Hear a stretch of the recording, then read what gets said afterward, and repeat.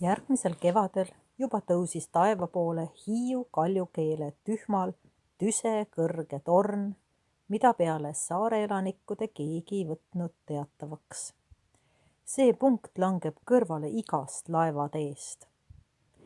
Hiiu saar kuulus siis veel Soomemaa külge ja Rootsi valitsuse alla ning ta ise moodustas väikese vabariigi 4000 elanikuga, kes ei lubanud kedagi segada endi asjasse. Suure torni elanikest oli saare valitsejal vaja teada ainult nii palju, et need on võõrad merimehed, kelle laev siin kallastel oli jooksnud seljakule. Nende pealik on tubli ja tõsine mees, kellega võib rääkida saksa ja ladina keelt. Selle puupall ja maaribad ostis puhta raha eest saare rahvalt ja selle tohutu ehituse tegi üles enesemeestega oma enda valmistatud plaani järele. Selles nad elavad kõik. Kui palju neid on, seda ei teata, sest kunagi nad ei tule välja omast lahutatud maanurgast. Ja mis nad seal teevad? Seda on veel rängem välja arvata. Ent mis veel salapärasemaks teeb sealolijaid, on küsimus, et millest nad elavad. Sest selle juures, et üles ehitada säärast suurt torni, peab olema vähemalt 50. Kui hukkunud laevalt päästetigi kuivale kõik toidumoon, see pidi ometi ükskord lõppema. Need aga elavad seal juba pea terve aasta ja ei ole veel kodunt välja tulnud saare rahva sekka toiduaineid ostma, kui neil seks küllalt raha.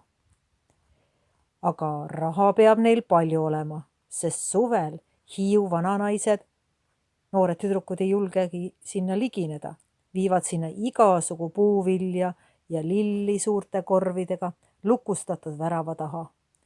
Keegi võtab läbi akna neilt korvi, milles ainult lilled, muud ei võeta vastu, ja lillede eest maksetakse tõelise kullaga, hõbedaga ja see ei ole vale raha, näha, et on juba käest kätte käinud. Aga kellel on seal sees tarvis lilli ja kui lille jaoks on raha, miks siis mitte söögipoolise jaoks? Lõppeks saare superintendent auvääriline isand Väimönen määras endale ülesandeks teada isiklike kogemuste teel, kes või mis elab selles saladuslikus tornis ning tegi võõruskäigu end mitte näidata tahtvaile inimesile. Lasti sisse, kuid ainuüksi ja silmi ei seotudki kinni, kui viidi üles torni isanda ette. Võis näha kõike ning jutustada. Tagasi tulnud, et kogu torn on ehitatud ühes kõigi oma trepistikuga kõvadest tahutud paekividest ja telliskividest, kinnitatud tugevate raudpidemetega, seestpoolt jaotatud lagikordadesse, kõige ülemine on 12. kord, kus majaherra võttis vastu võõra. See on mingi glorieti-taoline suur kuppelruum vasskatusega, milles mere poole avaneb 3 suurt akent. Vastas olevad seinad, 6 nurgast 3 ülejäänud, on vooderdatud puutahvlitega. See gloriett ise sarnaneb väga mõnele õpetlase, loodusteadlase töökojale. Täheteaduslikud riistad, teleskoop, teodoliit, alhidaad, baromeeter, kuid kõik niisugused, mida harilikult tarvitatakse laevadel. Paljud vanad raamatud, lahutusteaduse juures tarvilik tulikolle, pottide ja retortidega. Peale selle igasuguseid kummalisi jumalakujusid ning vanu ebausulisi mälestusmärke, mille mõjusse tänapäev enam keegi ei usu. Majaisand on väga tõsine mees, kelle nägu keset kõnelemist ega vaikimist ei avalda mingisugust seesmist liigutatud olekut. Isand Väimönen jutustab, kes ta on ning et ta tahab tuttavaks saada majaperemehega, kellest ta on kuulnud, et see olevat suur loodusteadlane. Ka tema on see. Võib-olla omandavad üksteiselt midagi mõttevahetusel ja siis seletab suure kodususega üksikasjaliselt, kust võib muretseda neist siin olevaist instrumentidest täielikumaid. Majaisand lubab, et näeb teda meeleldi teretulnud võõrana. Ei räägi, ei naerata, vaid tõestab teoga, mida ütleb. Mingi tõukava vajutuse peale leegitseb üles koldest lõke ja siis, kolde kohalt katlast majaherra võtab välja ükshaaval leiva, singi, viigimarjad, otse kui oleks see kõik praegu seal valmis küpsenud. Siis samas ahjus pöörab lahti kraani, milles soriseb kannu värske õlu ja selle asetab kõik võõra ette väikesele lauale. Isand Väimönen veendub maitsest, et see on tõepoolest see, mis näib. Aga ütelge, minu härra, kuidas muretsete teie kõik need söögiained, lausub ta, jõudmata vastu panna teadmisi mulle. Väga lihtne ja selge on see, vastab seepeale majaperemees tõsiselt. Maailmas sünnib kõik ainevahetuse läbi. Vanasti alkemistid murdsid pead sellega, kuis võib teha kivist kulda. Mina uurin teist saladust. Kuidas võib saada kaljust leiba, liha, puuvilja, merimeest, viina, õlut ja nii edasi. Mis te ütlete? Leiba, viina, liha ja kivisest kaljust. Siin ta on meie ees. Mu all, mu ümber ei ole muud kui kalju ning meri. Ja siin ma elan 50, ilma et kunagi oleksin kelleltki midagi palunud. Mis on siis võimatumat minu teoorias? Kas leiva, liha, puuvilja, allkollusi ei ole õhus, vees ja kivis? Minule saladus. Kiirustada nende ühinemist, ümbermuutumist. Vaadake siia. Mis on selles astjas? Võite juba lõhnast aimata, et tõrb. See siin aga on köetud ahi. Seda teab ju iga keemik, et tulega ja salmiakiga saab teha jääd. Selle nõu ühes tõrvaga panen nüüd kolde katlasse. Võtkem tunninäitaja ning loetlegem minutid. Mu herra, ma arvan, see ei lähe siiski ilma põrgu liiduta. Muidugi mitte. Otse kohe selle ühenduse läbi sünnib kõik. On teil siis vahest midagi põrgu vastu? Et kas mul on midagi põrgu vastu?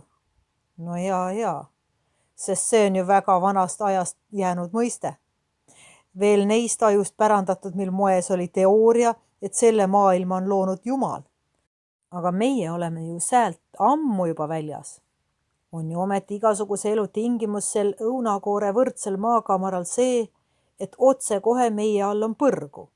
Taevas vaid külmetab, põrgu sigitab kõike, puid, vilja, elajaid ja inimesi. Aga mu herra, see on geognostiline teoreem. Inimene ei ole ometi põrgu teos.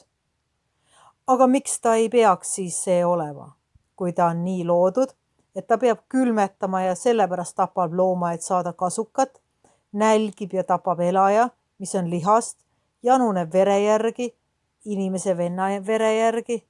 Kas on võinud saada sellane elajas muu fantaasia läbi, kui igavesti põleva põrgu sünnituse läbi?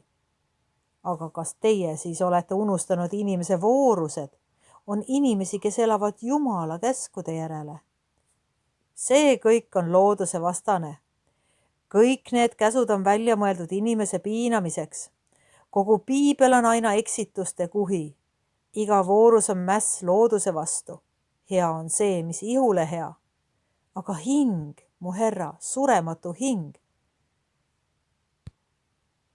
See on kõige äraneetum pettus, millega maailma on võidud hullustada nii kaua aega. Ihu vaevamiseks leiti türann, kes teda sunniks paastuma, takistaks, vintsutaks, viiks meeleheitele, suruks peale vägivaldselt oma tundmusi. Vai sellepärast, et too hing, too tühisus tuleb sealt, ülevalt, taevast, ihu aga siit alt, põrgust. Et kui ihul kord tuleb pähe, et tema on isand ja too ainult sulane ning rõhub ta enda alla. Mu herra, teie dogma on kole. Kuid mina tunnen endal hää tema kõrval. Kogu usutunnistus koosneb neist sõnust. Mis minule hää, on hää. Mis teisele halb, pole halb. Mu herra, kas teised teie seltsimehed järgivad ka seda usutunnistust? Mina jutustan seda neile ja nad võtavad selle heaks. Mu herra, kas teil on ka perekond? Loodan, et ei. On veel minu juures üks emane Anthropopithecus, siis veel üks valmimatu eksemplar Simia Anthropos masculiini generis. ja millist usku õpetate oma väikesele pojale? Seda sama, mis praegu kuulsite minult. Üks tugev issand, kants on meie issand, minu herra, ma ei tule iial enam siia teie juurde, aga kui ma tagasi lähen koju, läkitan kirja valitsusele, et teie asula värav müüritaks kinni, et ta ei saaks välja tulla meie saarele. Ma ei lähegi välja teie juurde, ei miski pärast, vaid teie võtate küll tulla meie juurde. Neil päevil tuleb saarele suur nälg. Minu teemonid on mulle seda juba kuulutanud ja teie käite minu juures põlvile abi palumas, kes ma võin muuta kaljud leivaks ja laulate mulle kooris. Alleluuja, saatanus. Vaimulik mees kahmas üle kõrvade oma mantli ning jooksis välja tornist. Sest ajast peale ei taotanud keegi enam võõruskäiguga tülitada põrgu apostlit.